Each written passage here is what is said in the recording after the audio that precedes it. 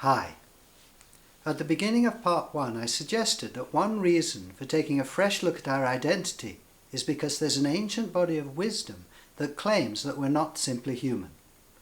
Outwardly we're human, but inwardly we're divine. However, I didn't ask you to believe this ancient wisdom, this claim about our identity. Instead, I rephrased it in modern terms, suggesting that what we are at centre is nothing like any of our regional appearances. In other words, what we are for ourselves at zero distance is the opposite of what we are for others, whatever their range. Then I invited you to look into your centre so that you could see for yourself what you are at zero distance.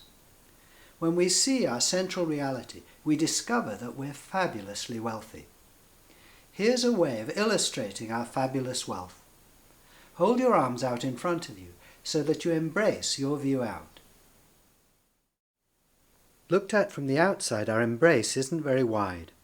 How much can we hold between our hands? How much can we own? Even if we're rich, there's a limit. We don't own the stars.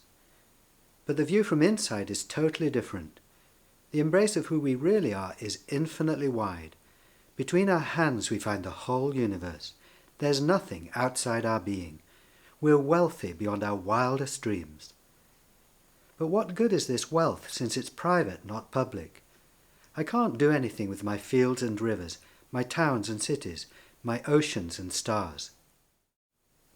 This is true. Our inner wealth cannot be exploited outwardly or put on show. But though we cannot spend our secret wealth or show it to others, though others can, of course, discover it within themselves, our own awareness of our infinite wealth confirms to ourselves the incomparable majesty and glory of who we are privately. Our innermost being is truly extraordinary.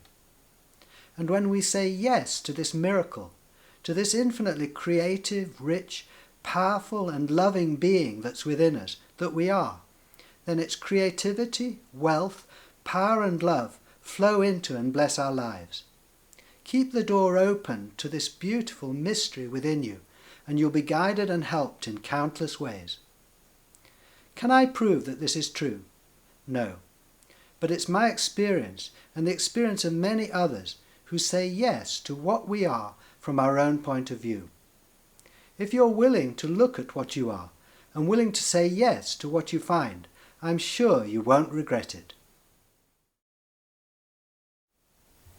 In the remaining part of this film we'll do one more experiment to do with time. Then we'll look into how consciousness of our private self is a normal stage of human development.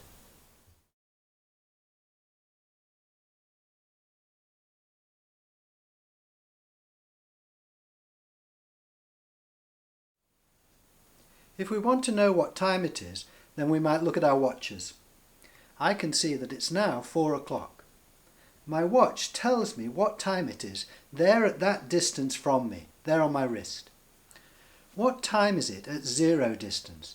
Here at my centre, there at your centre. Well, let's have a look. Looking at my watch, I can see the second hand going round. The hands of my watch gradually mark out the passage of time. Movement, change and time go together. When I look here at my centre, I see no movement, no change, no time. Here at centre, I'm timeless. I'm looking from this timeless awareness here into time. And yet there's no dividing line between this timeless centre here and time there. Of course, I'm still aware that for others, I'm in time. Publicly, we're all in time, but privately, time is in us. So although outwardly time will outlast us, inwardly it won't. Psychologists say that our deepest fear is death.